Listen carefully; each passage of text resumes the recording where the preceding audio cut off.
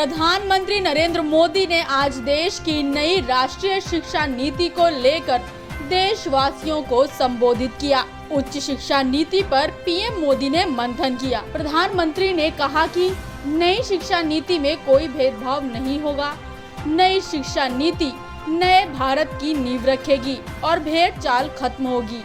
बच्चों में सीखने की ललक बढ़े, इसीलिए स्थानीय भाषा पर फोकस किया जाए।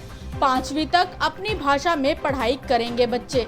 हमें विद्यार्थियों को ग्लोबल सिटीजन बनाना है, लेकिन अपनी जड़ों से भी जुड़े रहना चाहिए।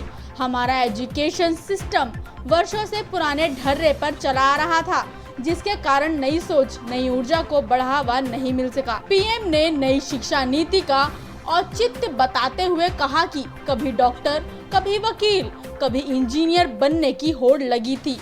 दिलचस्पी, क्षमता और मांग की मैपिंग के बिना इस होड़ से छात्रों को बाहर निकालना जरूरी था। हर देश अपनी शिक्षा व्यवस्था को अपने देश के संस्कारों को जोड़ते हुए आगे बढ़ता है। नई शिक्षा नीति 21वीं सदी के भारत की बुनियाद तैयार करेगी। युवाओं को जिस तरह के एजुकेशन की जरूरत है, राष्ट्रीय शिक्षा नीति में इन बातों पर विशेष फोकस किया जाएगा। हर विद्यार्थी को यह अवसर मिलना ही चाहिए कि वो अपने पैशन को फॉलो करे।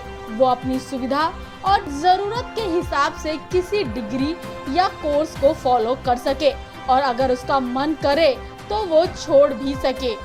अभी तक जो हमारी शिक्षा व्यवस्था है उसमें व्हाट डू थिंक पर फोकस हो रहा है, जबकि इस शिक्षा नीति में हाउ टू थिंक पर बल दिया जा रहा है।